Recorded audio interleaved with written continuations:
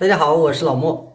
很多朋友蒸馒头动不动就沸，放进鍋裡就一切隨緣。其實做馒头很簡單，今天就跟大家詳細分享一下重點技巧。首先，咱們日常做的馒頭一般都會選用中筋粉，因為中筋粉呢比較好發。如果咱們用高筋粉來做，最好是加入一點中筋粉，中和一下它的筋性，這樣咱們更容易操作。第二就是白糖，白糖的用量一定要記住，不要超過 5%。然後就是酵母，酵母用量一定要根據天氣不同來加或者是減。假如氣溫比較低的時候，咱們要多放1-2克；氣溫高的時候就要減掉1-2克，一定要靈活用。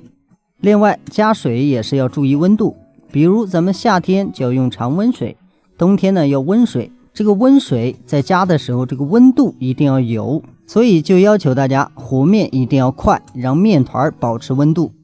接着是關於和面，和面最重點的就是水量。如果馒头面的水偏多，咱們做出來失敗的幾率就會變大，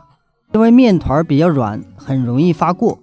所以咱們正常制作馒頭一般選用的水量是面粉的1半即可，然後白糖的用量一般在12克到15克。再一個就是酵母，咱們加入白糖之後，這個酵母呢就用普通的乾酵母就可以，不需要選用高糖酵母，因為高糖酵母呢它需要糖分含量超過 7% 才会選用。所以如果咱們的馒頭面不是太甜，就不需要選用高糖酵母，就用普通酵母就完全夠用。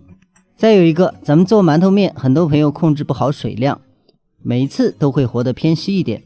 像這樣的情況，在揣面的時候呢就會很黏。咱們每揣一次，什麼時候開始發黏，就翻過來讓它朝下，這樣呢咱們再揉面就比較容易揉光，也能夠把所有的面粉全部沾乾淨。還有一個重點，咱們揉好的面团表面一定不能沾手，也就是沒有窩水的現象。窩水呢就是它面团某個部位就是很黏，水分不勻，這就叫窩水。然後就是發酵，發酵這一步呢其實咱們冬天夏天2種，一種是直接放在盆裡，夏天用比較好。像咱们冬天呢最好是这樣包起來完全封閉，這樣它的發酵速度呢就會變快好幾倍。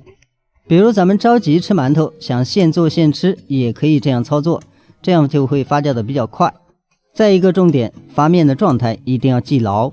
盡量不要發得太過， 1.5 倍大絕對夠用。就像咱們今天這個面團發酵的就是 1.5 倍大，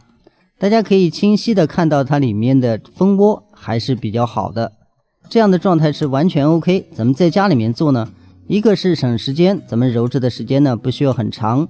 簡單的幾分鐘就 OK。在揉面的時候一定要稍微使點力，盡量把它壓實，把裡面的氣全部排空，這樣你在做的時候就不容易出現問題。咱們揉好的面团檢查的時候一定要看一下表面是不是有泡，如果有這樣的泡呢，一定要繼續揉，把它完全揉下去，不然咱們做好的馒頭它上面起泡回縮，各種皺皮現象。正常揉好的面团就像畫面中這樣，咱們手放上去呢看不見有泡，這樣就 OK。 再有一個重點就是搓條，很多朋友不注意，往往裡面會夾雜氣泡，蒸好之後的馒頭呢也會出現起泡現象。尤其是用壓面機壓好之後，咱們在捲的時候呢一定要稍微注意一下，把裡面的氣盡量給它壓匀排掉，壓得越緊越好，這樣咱們做出來之後呢，它的起泡現象就會減少或者是完全沒有。另外一個重點就是2次發酵，其實2次發酵最關鍵的不是時間，時間不能決定一切，重要的是溫度，只要溫度合適，發酵的狀態就會比較好。所以大家不要看時間，而是要看溫度，